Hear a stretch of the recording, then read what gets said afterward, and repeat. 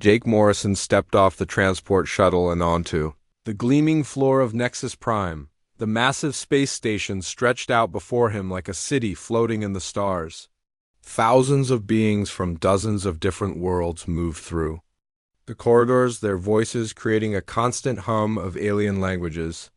Jake had studied the files during his long journey from Earth, but seeing the Galactic Confederation's capital in person was something else entirely. Dr. Lisa Carter walked beside him, her eyes wide with wonder as she watched a group of crystalline beings glide past. She carried a small recording device already documenting everything for her xenobiology research. Behind them, Commander Ryan Phillips maintained his military bearing, though Jake could see the man's sharp eyes taking in every detail of the station's security measures. Their escort approached them with what Jake assumed was a welcoming gesture. Kethver was a Velthari, standing nearly 8 feet tall with silver skin that seemed to shimmer in the artificial light. His forearms moved in complex patterns as he spoke, and a translation device on his chest converted his words into perfect English. "Welcome to Nexus Prime, humans," Kethver said, his voice carrying what sounded like genuine warmth. "We are honored to host your species' first diplomatic mission. The Confederation has waited many cycles to meet your people officially." Jake smiled and extended his hand, a gesture that seemed to puzzle the alien ambassador for a moment before. He carefully extended one of his own hands in return. "Thank you for having us, Ambassador Kethver. I'm Jake Morrison, representing the United Earth Government. This is Dr. Lisa Carter, our xenobiology specialist, and Commander Ryan Phillips, our military attaché." Kethver's large eyes studied each of them carefully. "Your species is quite remarkable. We have observed your rapid expansion into the void. With great interest, come, the council chambers await." As they walked through the station's corridors, Jake marveled at the diversity of life around them. Beings with tentacles instead of arms brushed past creatures that looked like walking trees. Some aliens floated in containment suits filled with different atmospheres, while others moved on legs that seemed to bend in impossible directions. The Confederation truly was a gathering of countless worlds and species. They entered a vast circular chamber with a domed ceiling that displayed the real-time view of space outside. In the center of the room stood a massive holographic display that took Jake's breath away. It was a 3-dimensional map of the galaxy, showing thousands of star systems connected by glowing lines that represented trade routes and communication networks. Different colors marked the territories of various species, and Jake could see the familiar blue dots that marked human colonies. "Impressive, is it not?" Kethver asked, noticing Jake's fascination. "This map represents the accumulated knowledge of over 3,000 years of galactic civilization. Every explored system, every established colony, every known phenomenon is recorded here." Lisa stepped closer to the display, her scientific curiosity overcoming her diplomatic training. "The detail is incredible. How many species contribute to this database?" "Currently, 47 member species actively update the map," Kethver replied with obvious pride.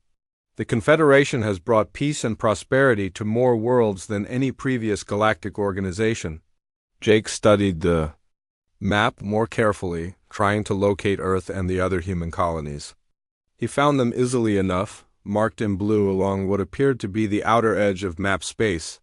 But something about the display bothered him.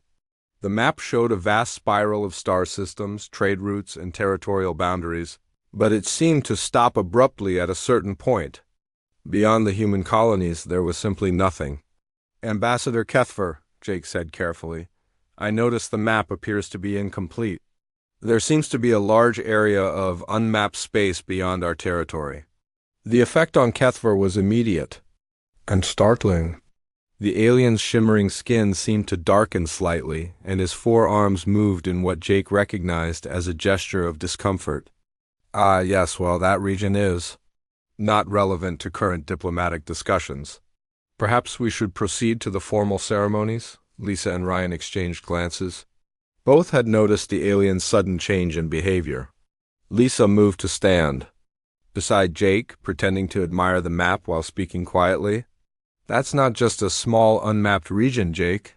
That blank space represents about 30% of the galaxy.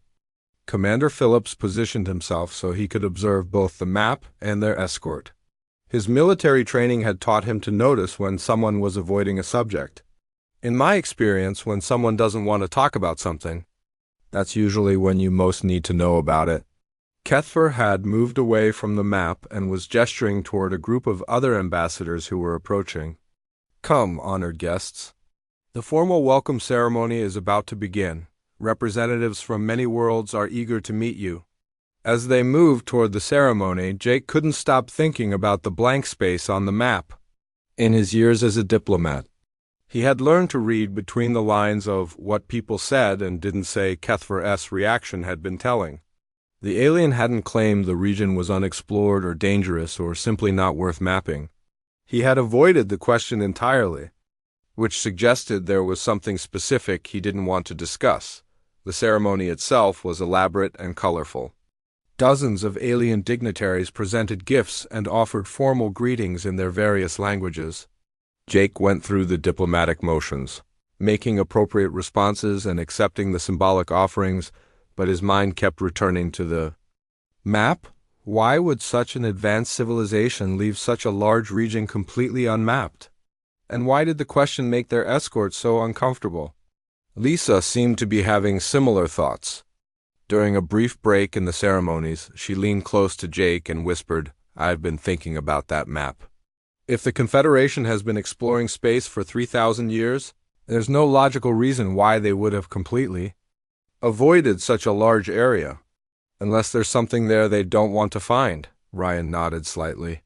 Or something they found once and decided to stay away from.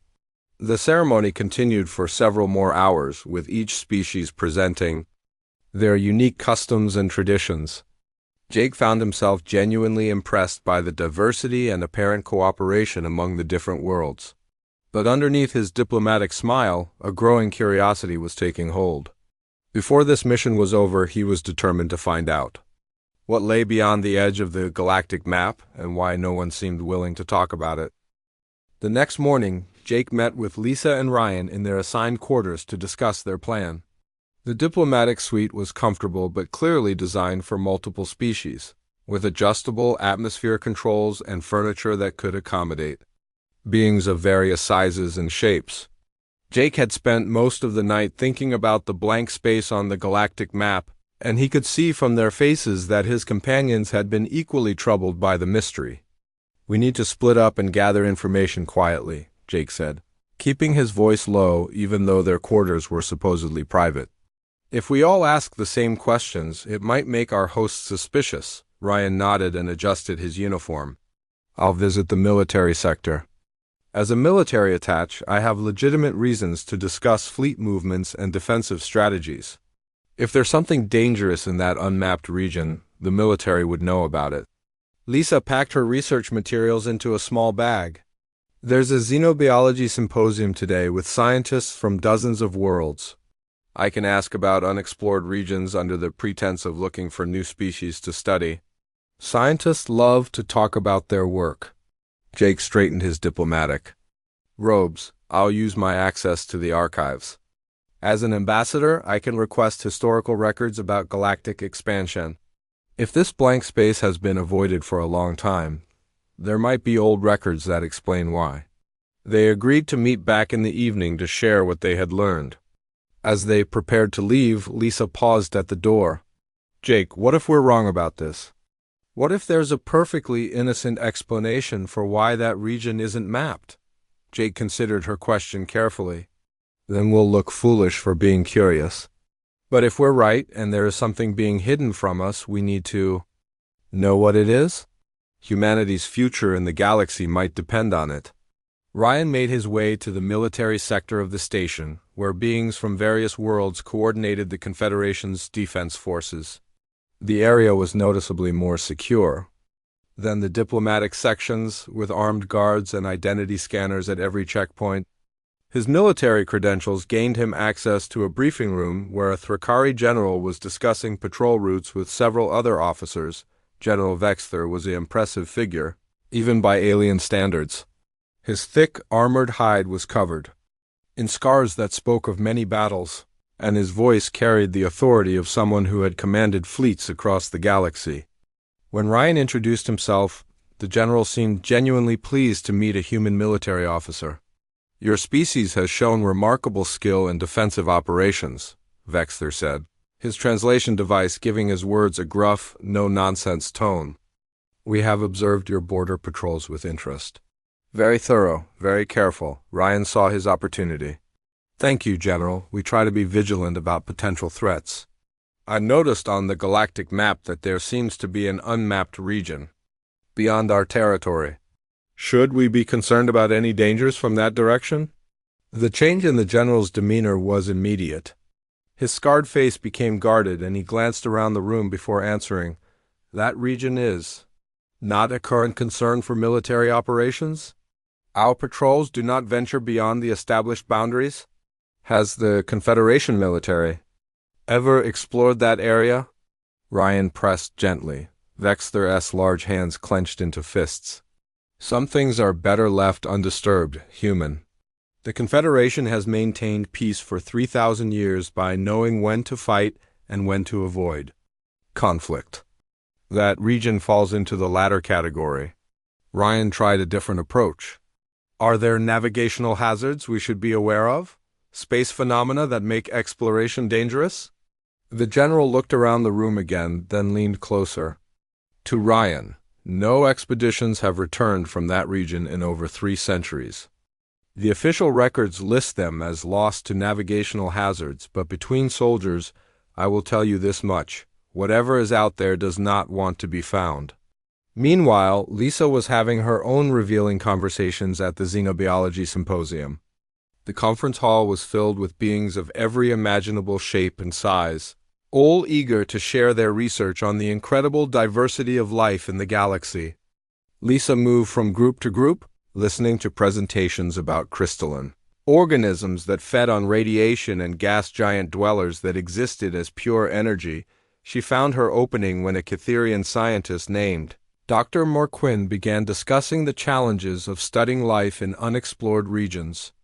"The galaxy still holds many secrets," he said, his tentacles gesturing expressively.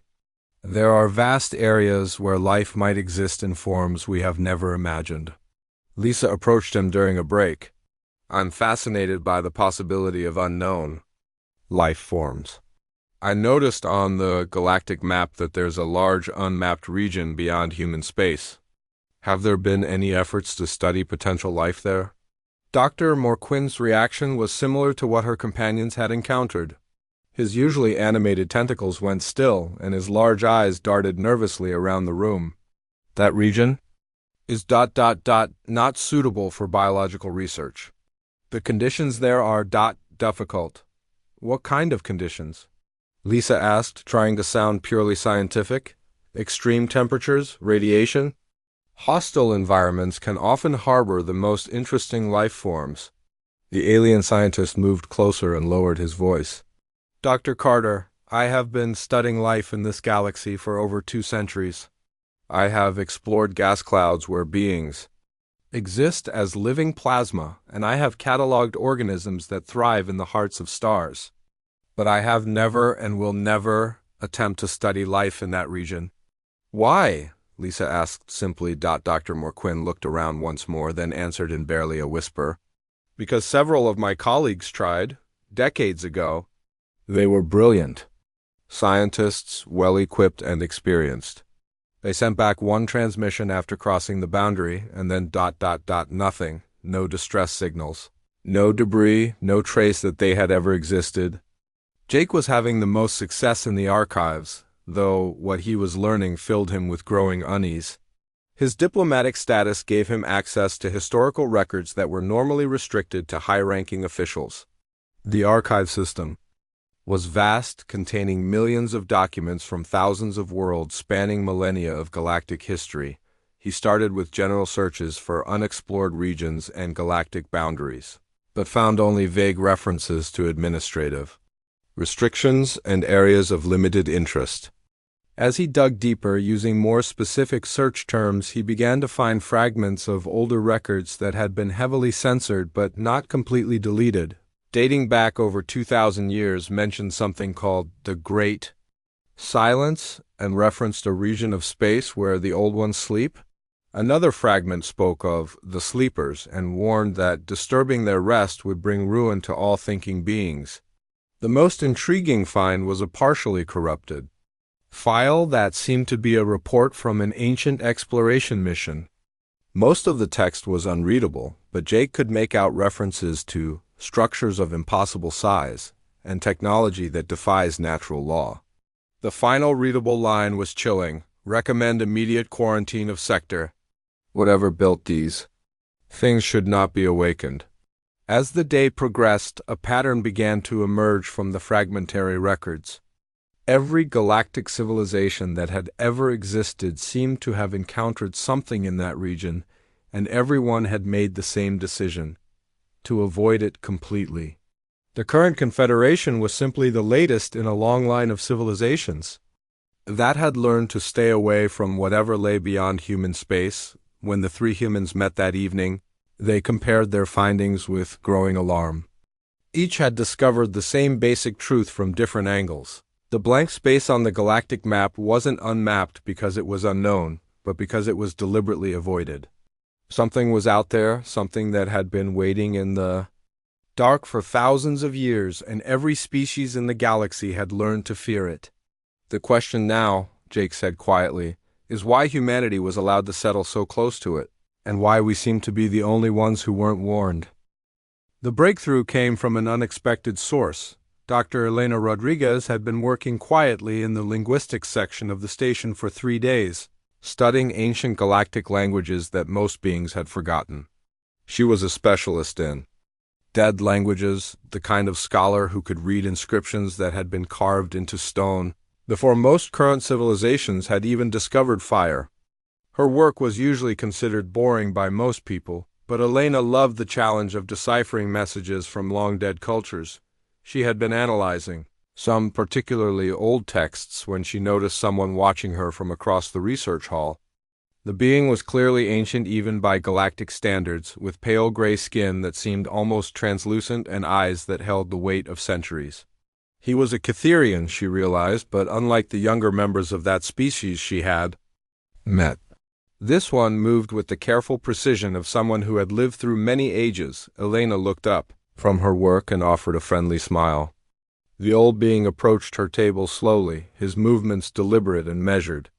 When he spoke, his voice was so quiet she had to lean forward to hear him.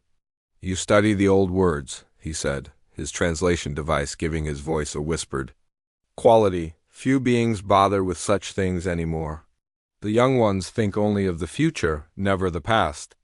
"I find the past fascinating," Elena replied honestly. "Languages carry the memories of entire civilizations. When I translate an ancient text, I'm hearing the voice of someone who lived thousands of years ago." The old Catherian's eyes seemed to brighten slightly. "You understand, my name is Morden. I am what your people might call an archivist, though I prefer to think of myself as a keeper of forbidden knowledge." Elena felt a chill run down her spine. Forbidden knowledge.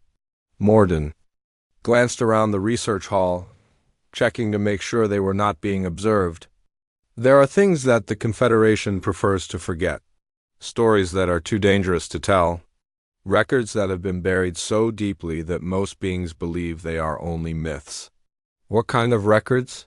Elena asked, trying to keep her voice casual. The old archivist studied her carefully for a long moment. "You are human. Your people are new to the galaxy, but you have settled in a very specific region of space. Tell me, have you ever wondered why the galactic map seems to end at your borders?" Elena's heart began to race. She had been briefed about Jake Morrison's diplomatic mission and the strange discovery about the blank space on the galactic map. "You know about that?" "I know about many things," Morden said quietly. "The question is whether you are brave enough to hear the truth." Elena looked around the research hall once more, then gathered her materials and stood up. "Is there somewhere private we can talk?" Morden led her through a series of corridors she had never seen before, deep into the lower levels of the station. The architecture here was different, older, built from materials that seemed to absorb light rather than reflect it. They passed through several security checkpoints, but Morden's credentials seemed to grant him access to areas that were normally restricted. They finally stopped in a small chamber, filled with ancient storage devices and holographic displays. The walls were covered with inscriptions in languages that Elena recognized as some of the oldest known scripts in the galaxy. Morden activated a privacy field that would prevent their conversation from being monitored. What I am about to tell you has been hidden from most beings for thousands of years, he began. Only a few archivists like myself maintain these records, and we do so at great personal risk. Elena sat down on a stone bench that looked like it had been carved by hands that had turned to dust millennia ago. I'm listening. Morden activated one of the holographic displays, and Elena gasped at what she saw. It was a map of the galaxy, but unlike any she had seen before. This one showed not just the current territories of the Confederation, but layer upon layer of previous civilizations. Some territories were marked in colors that indicated they no longer existed, while others were marked with symbols that seemed to pulse with their own light. The galaxy has been home to many great civilizations, Morden explained. Most beings know about a few of them, but the true history is far more complex. There have been dozens of galactic empires, each thinking they were the first to unite. The stars, Elena studied the map carefully. What happened to them? That is the question that haunts us all, Morden said. Each civilization reached a certain level of advancement, and then they simply vanished. Not destroyed by war or plague or natural disaster. They just disappeared, leaving behind only empty worlds and unanswered questions. All of them, Morden confirmed, until we began to notice the pattern. He manipulated the display to show a timeline spanning tens of thousands of years. Elena could see the rise and fall of civilization after civilization, each one lasting for a few thousand years before disappearing without explanation. The pattern became clear about 5,000 years ago, Morden continued. Every civilization that vanished had one thing in common. They had all begun to explore a specific region of space, the same region that lies beyond your human colonies. Elena felt her mouth go dry. The blank space on the map. It was not always blank, Morden sighed grimly. Long ago, it was home to the most advanced civilization the galaxy has ever known. They called themselves the Architects, and they possessed technology that seemed like magic to everyone else. They could reshape matter at the molecular level, create artificial worlds, and manipulate space and time itself. What happened to them? Morden's ancient eyes grew distant. No one knows for certain. The records from that time are fragmentary and often contradictory. Some say they ascended to a higher plane of existence. Others believe they destroyed themselves in some catastrophic experiment. But all the records agree on one thing. When they disappeared, they left something behind. What kind of something? Guardians, Morden whispered. Automated defense systems designed to protect their territory from intruders. But these are not ordinary machines. They are constructs of such advanced technology that they can think, learn, and adapt. And they have one primary directive: to eliminate any non-architect intelligence that enters their domain. Elena stared at the map, beginning to understand the full scope of what she was being told. Every civilization that has ever explored that region ... has been systematically destroyed, Morden finished. The Guardians do not simply kill the explorers. They track them back to their homeworlds and eliminate entire species. They are thorough, efficient, and utterly merciless. But why hasn't anyone warned the galaxy? Why keep this secret? Morden's expression grew even more grave. Because we have learned that knowledge of the Guardians attracts their attention. Every civilization that has tried to study them, to understand them, to prepare defenses against them has been marked for destruction. The only way to survive is to avoid the region entirely and never speak of what lies there. Elena felt the weight of this revelation settling over her. So the entire galaxy lives in fear of something that might not even notice us if we just Leave it alone. Precisely, Morden said. And that policy has worked for thousands of years. Until now. What do you mean? The old archivist manipulated the display to show recent sensor readings from the Forbiddance region. Elena could see energy signatures that were clearly artificial, patterns of activity that suggested something was stirring after millennia of dormancy. The Guardians are awakening, Morden said quietly. Long-range sensors have detected massive energy buildups in the deepest parts of the Forbidden Zone. Whatever has kept them dormant for so long is beginning to fail. Elena stared at the readings, her mind racing. How long do we have? Unknown, Morden replied. But the activity is increasing exponentially. The Confederation leadership is aware of the situation, but they are paralyzed by fear. They cannot act against the Guardians without risking total annihilation, but they cannot flee far enough to escape if the Guardians decide to expand their territory. And humanity is sitting right on the border, Elena said, understanding the full implications. Your species has been placed in the most dangerous position possible, Morden confirmed. When the Guardians fully awaken, human space will be the first target. The Confederation leadership knows this, and they are prepared to sacrifice your entire species to buy time for their own evacuation. Elena stood up, her mind reeling from everything she had learned. I have to warn my people. Morden nodded. Slowly, I hoped you would say that. But be careful, Dr. Rodriguez. The moment you begin to act on this knowledge, you become a target. The Guardians have ways of knowing when someone is preparing to oppose them. Elena gathered her courage and looked the ancient archivist in the eye. Then we better work fast.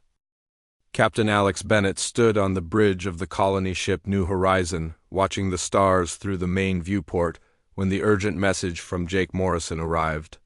The transmission was coded with the highest security protocols, which immediately told Alex that something serious was happening at Nexus Prime. He had known Jake for 15 years, ever since they had served together during the early colony missions, and he had never seen the diplomat use emergency channels before.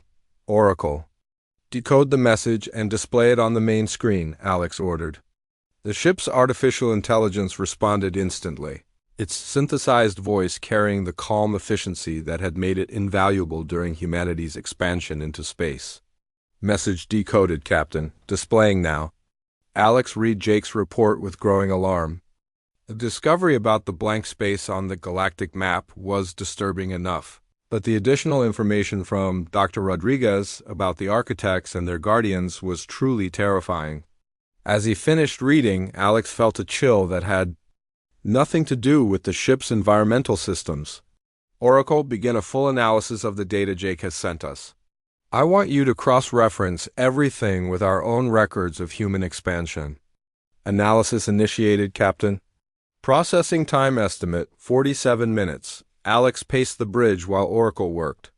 The New Horizon was one of humanity's most advanced vessels, equipped with the latest scanning technology and carrying over 50,000 colonists to their new home in the Kepler system. If what Jake had learned was true, then every human ship and colony was potentially in danger. Captain, Oracle said after only 23 minutes, I have completed the preliminary analysis. The results are disturbing. Show me. The main display changed to show a three-dimensional map of human space. Alex could see all of humanity's colonies, trade routes, and exploration paths marked in blue. But as Oracle overlaid the data from Jake's message, a pattern emerged that made Alex's blood run cold. Oracle, those signal beacons that guided our early colony ships to their destinations? You're saying they weren't natural phenomena? Correct, Captain? I have analyzed the frequency patterns and transmission characteristics of every guidance beacon that influenced human expansion. None of them match any known natural space phenomena. They are clearly artificial constructs. Alex studied the display more carefully. Every human colony world had been established based on information from these mysterious beacons. The colonists had thought they were following natural radio sources or gravitational anomalies, but now it was clear that something had been deliberately guiding humanity's expansion. Oracle, show me the pattern of human settlement in relation to the Forbiddance. Zone. The display shifted to show human space in relation to the region that the galactic map left blank. Alex gasped at what he saw. Human colonies didn't just happen to be near the Forbidden Zone. They formed a perfect barrier between the Confederation and whatever lay beyond. Captain, the positioning is too precise to be coincidental. Mathematical analysis indicates that the probability of random settlement creating this pattern is less than 1 in 10 billion.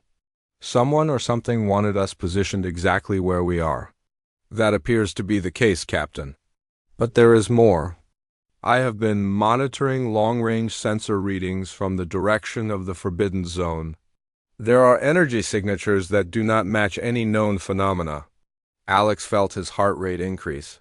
What kind of energy signatures? Massive power sources activating after long periods of dormancy.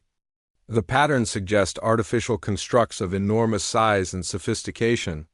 Captain, I believe the guardians that Dr. Rodriguez mentioned are beginning to stir. Alex moved to the communication console. Oracle, I need you to send a priority message to all human colonies and ships. Tell them to implement maximum security protocols and begin monitoring for any unusual activity. Message sent, Captain.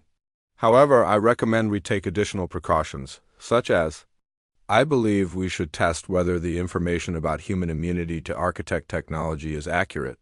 If we are truly invisible to their detection systems, it could be humanity's greatest advantage. Alex considered this carefully. What kind of test did you have in mind? I have been analyzing the sensor data from the Forbidden Zone. There are ancient signal patterns that appear to be automated identification requests. If I transmit a response using human biosignatures, we might be able to determine whether the Guardians recognize us as a threat. That sounds extremely dangerous, Oracle. It is, Captain. But if we are going to defend humanity from these Guardians, we need to understand how they perceive us. The alternative is to remain ignorant until they fully awaken and begin their expansion. Alex weighed the risks carefully. Oracle was right that they needed more information. But sending any kind of signal toward the Forbidden Zone could potentially trigger the very response they were trying to avoid. Oracle, before we do anything that might attract attention, I want you to analyze something else. You said the guidance beacons were artificial. Can you determine their origin? I have been working on that analysis, Captain. The technology is far more advanced than anything in the Confederation database. However, there are some similarities to the energy signatures we are detecting from the Forbidden Zone. You're saying the beacons came from the same source as the Guardians? It is possible, Captain.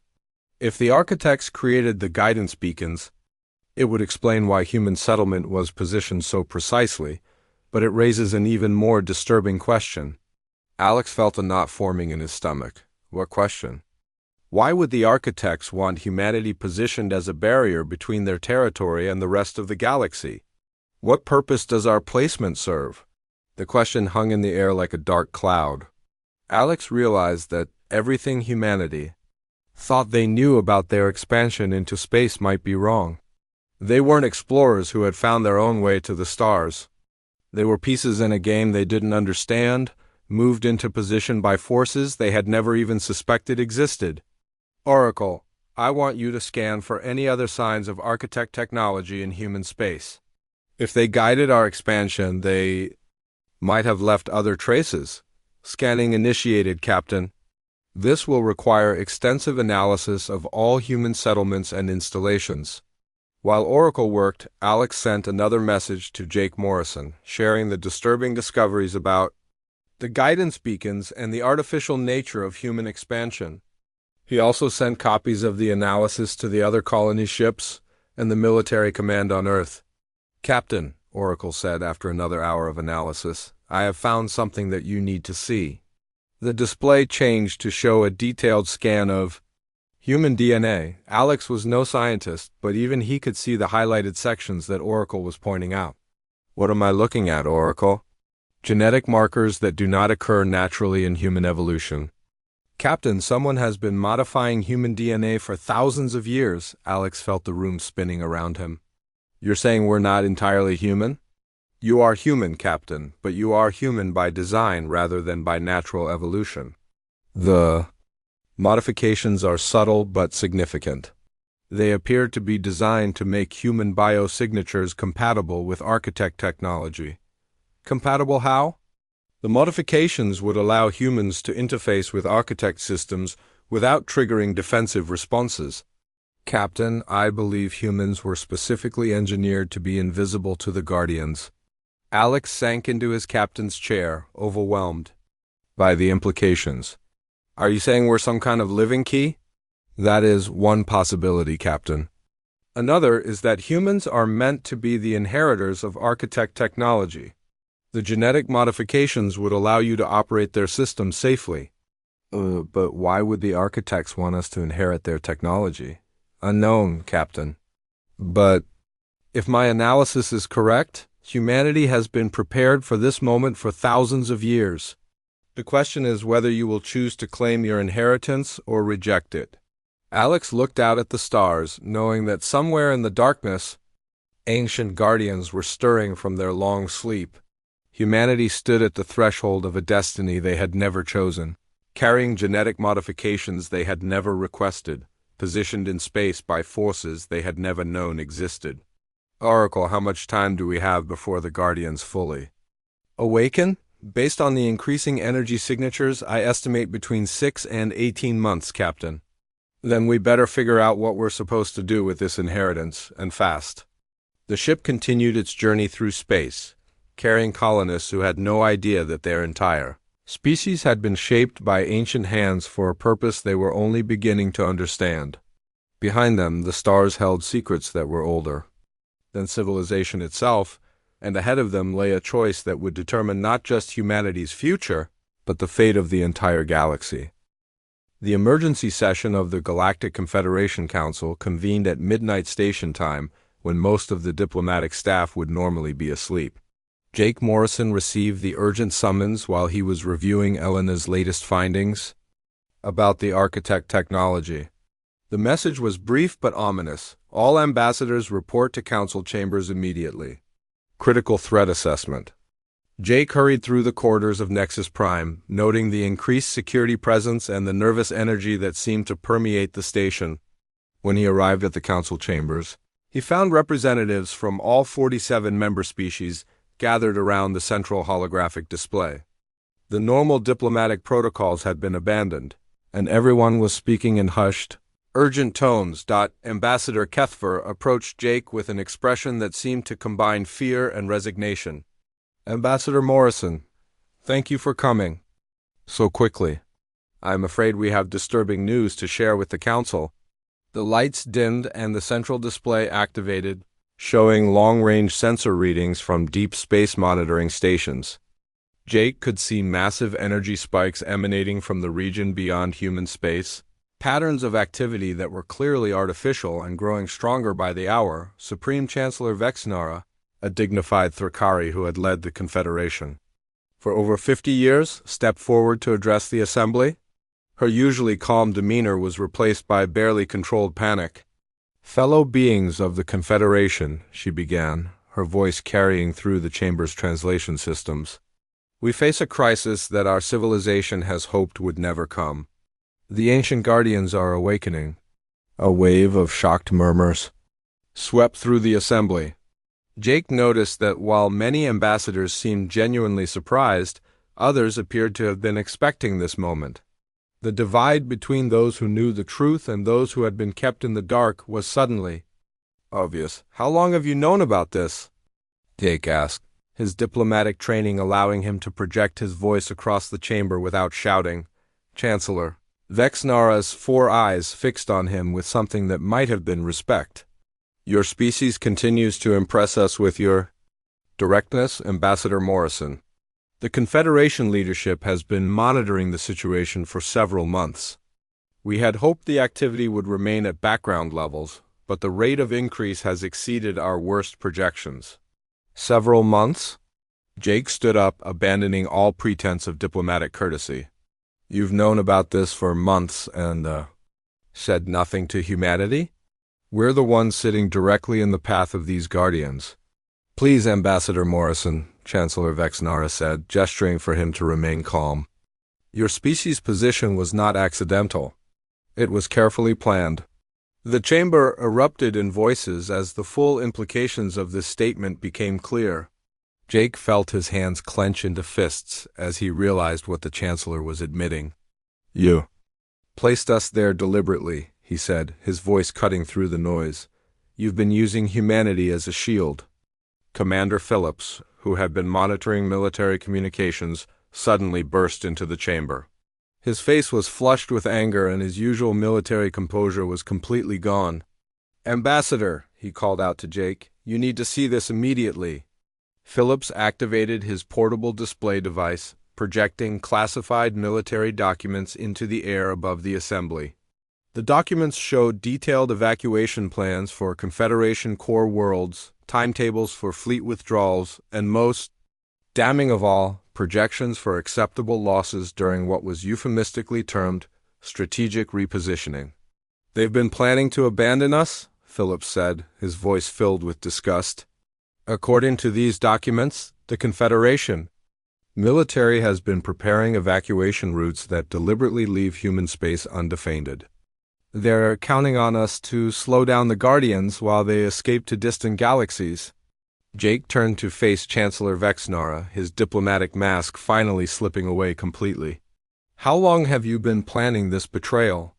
"It is not betrayal," the Chancellor replied, though her voice lacked conviction. "It is survival. The Guardians have destroyed every civilization that has ever opposed them. Our only hope is to retreat beyond their reach and rebuild elsewhere, and sacrifice humanity in the process. Your species was specifically chosen for this role," another voice said from the back of the chamber. Jake turned to see an ancient being he had never encountered before, one whose presence seemed to command immediate attention from all the other ambassadors. "I am Archon Morthal," the being said, moving slowly toward the center of the chamber. "I am one of the few remaining beings who remembers the last time the Guardians stirred. Your species was not randomly placed at the edge of their territory, human. You were positioned there because you possess something that no other known species." "Has what?" Jake demanded. "Immunity," Archon Morthal replied. "Ancient records suggest that beings with your specific genetic markers can approach architect technology without triggering defensive responses. You are invisible to the Guardians, in a way that no other species can be." Jake felt the weight of this revelation settling over him.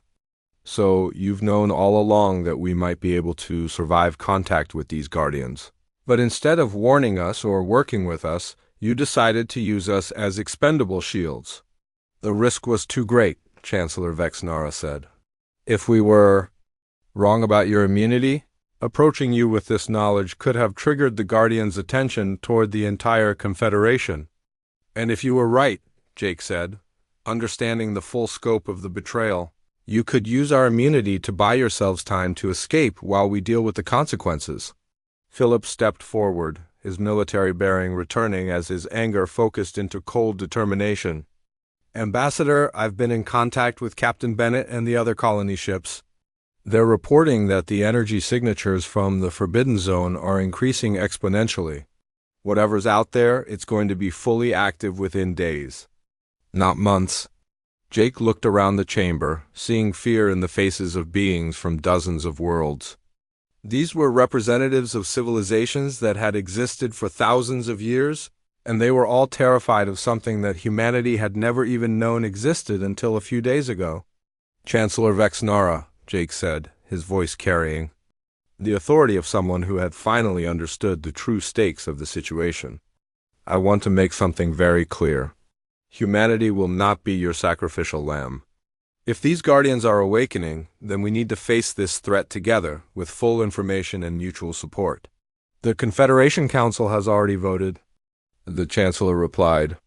"The evacuation plans are being implemented. Core worlds are beginning population transfers to ships prepared for extragalactic travel." "Then you're cowards," Jake said flatly. "You're abandoning an entire region of the galaxy because you're afraid to fight." "We are being realistic," Archon Morthal said. "The Guardians are not an enemy that can be defeated by conventional means. They are constructs of technology so advanced that it appears magical.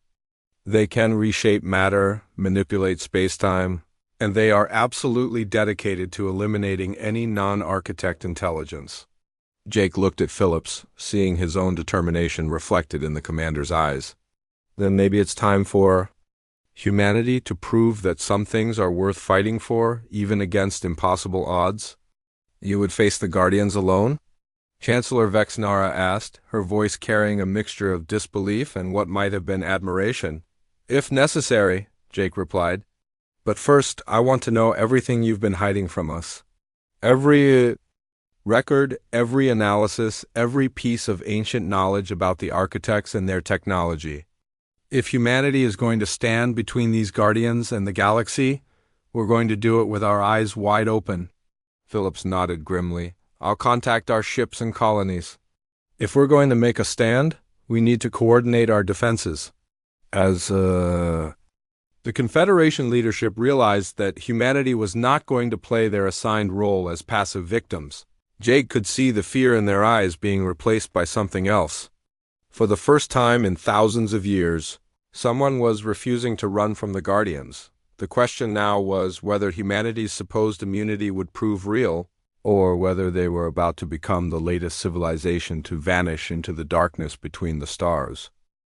Jake Morrison stood in the shuttle bay of Nexus Prime, watching as Commander Phillips performed final checks on their small exploration vessel. The ship was barely large enough for 3 people, but it was equipped with the most advanced sensors humanity had ever built and shielded with technology borrowed from a dozen different species. In 12 hours, they would be crossing the boundary into the Forbidden Zone, heading toward the heart of the ancient architect territory. Dr. Elena Rodriguez finished loading her translation equipment and linguistic databases into the ship's computer system. She had spent the last 3 days working with Morden and other archivists to compile every fragment of architect language that still existed. If they encountered any active architect technology, she would be their only hope of communication. You certain about this, Jake? Elena asked as she secured the last of her equipment. We're about to enter a region that has destroyed every expedition that has ever tried to explore it. Jake looked out through the shuttle bay's atmospheric barrier at the stars beyond. Somewhere in that darkness, massive constructs were stirring.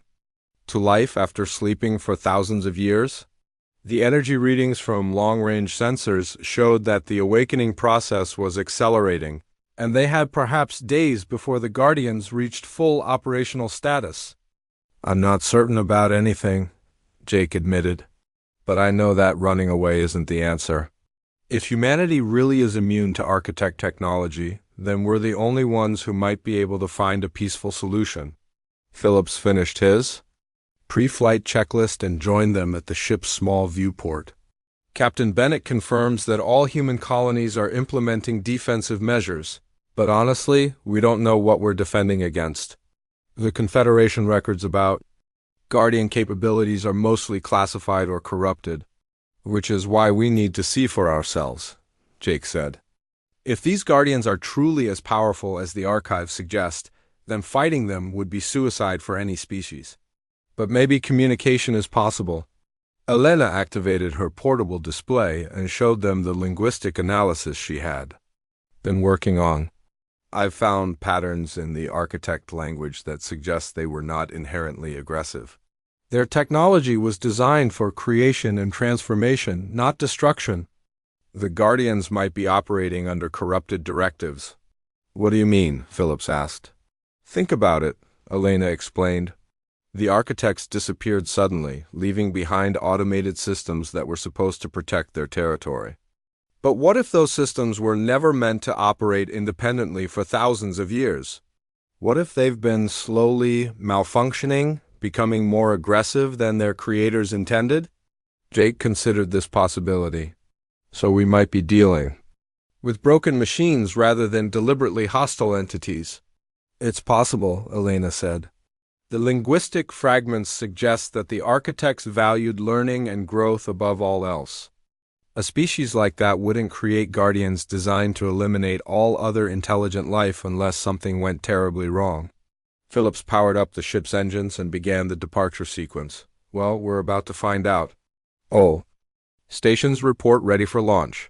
The small vessel lifted off from Nexus Prime and began its journey toward the boundary of known space. As they traveled, Jake received a final transmission from Captain Bennett aboard the New Horizon. Jake, Oracle has been analyzing the genetic data we discussed. She believes that human immunity to architect technology isn't just about avoiding detection. Our DNA modifications might actually allow us to interface with their systems directly. Interface how? Jake asked. Oracle thinks humans might be able to assume control of architect technology, including the Guardian systems. If she's right, you might not just be able to communicate with the Guardians. You might be able to reprogram them. The implications of this possibility filled Jake with both hope and terror. The power to control technology advanced enough to reshape reality itself would be beyond anything humanity had ever possessed. But with that power would come the responsibility to use it wisely. 3 days later, their ship crossed the boundary into the Forbidden Zone. Jake expected alarms and warnings, but their passage went completely unnoticed by any detection systems. It was as if they had become ghosts, invisible to the sensors that should have marked them as intruders. Elena, are you picking up any communication signals? Jake asked as they penetrated deeper into the zone. Multiple sources, she replied, her voice filled with excitement. The translation matrix is beginning to decode them. Jake, these aren't military transmissions, they're more like maintenance reports. The Guardians are communicating with each other about system diagnostics and repair protocols. They're not preparing for war, they're trying to restore something. Phillips brought the ship to a stop as massive structures became visible ahead of them. The architect constructs were beyond anything in their imagination, buildings that seemed to exist in multiple dimensions simultaneously, their surfaces shifting and flowing like liquid metal. At the center of the complex stood a crystalline spire that pulsed with its own inner light. Jake, Elena said quietly, the translation matrix has decoded the primary signal. The Guardians aren't trying to eliminate other species. They're trying to wake up their creators. Wake them up from what? Not from sleep, Elena said, her voice filled with wonder. From death, the architects didn't disappear. They died in some kind of catastrophe, but they uploaded their consciousness into quantum storage matrices before their physical forms were destroyed. The Guardians have been trying to restore them for thousands of years. Jake felt everything falling into place. And every time another species tries to explore this region, the Guardians see them as a potential threat to the restoration process. Exactly. Elena confirmed, but humans are different. Our genetic modifications make us compatible with architect technology. We're not seen as threats, we're seen as potential successors. Phillips guided their ship toward the central spire, and as they approached, Jake could see interface ports that seemed designed for human-sized beings. The architects had planned for this moment, preparing for the day when their chosen inheritors would arrive to claim their legacy. Elena, can you establish communication with the central system? I'm trying, she said, her fingers flying over the linguistic interface. There, I've got a connection. Jake, the primary consciousness, is responding. It knows we're here. The ship's communication system activated, and a voice spoke to them in perfect English. The tone was ancient beyond measure, but filled with what sounded like relief. Welcome, children of the architects. We have been waiting for you to come. Home. Jake took a deep breath and activated the communication link. We're here to help. Tell us what you need. We need you to choose, the voice replied. The restoration process requires a living consciousness to guide it. You can awaken us and reclaim the galaxy as our joint inheritance, or you can let us rest and take our place as the new shapers of reality. But know this, the choice you make will determine the fate of every living being in the galaxy. Jake looked at Elena and Phillips, seeing his own uncertainty reflected in their faces. The power to reshape the galaxy lay before them, but with it came the responsibility to use that power wisely. The Confederation had fled rather than face this choice, but humanity had come seeking understanding instead of conquest. There's a third option, Jake said finally. Instead of one species ruling over all others, what if we created something new? a partnership between all species, guided by architect wisdom but not dominated by it. The ancient voice was silent for a long moment before responding. Explain. The Guardians could be reprogrammed to protect all intelligent life, not just architect technology. The Forbidden Zone could become a place of learning where any species could come to grow and develop. Humanity could serve as guardians of this knowledge, ensuring its use for creation rather than destruction. You would reject absolute power in favor of shared responsibility? That's what makes us human, Jake replied.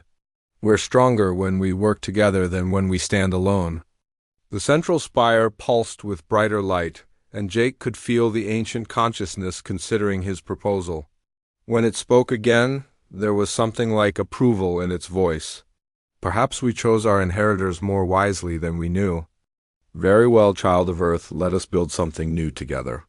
6 months later, Jake stood in the same council chamber on Nexus Prime where he had confronted the Confederation leadership. But now the galactic map displayed a very different picture. The blank space beyond human territory had been transformed into something called the Commons, a region where beings from any world could come to study and learn from architect technology, human. Ships served as guides and protectors in the Commons, ensuring that the incredible knowledge stored there was used for peaceful purposes. The Guardian systems had been reprogrammed to defend all intelligent life, creating a safe haven where scientific advancement could flourish without fear. The Confederation species had slowly returned from their exile, drawn by reports of the miraculous technologies being developed in the Commons. Diseases that had plagued civilizations for millennia were being cured,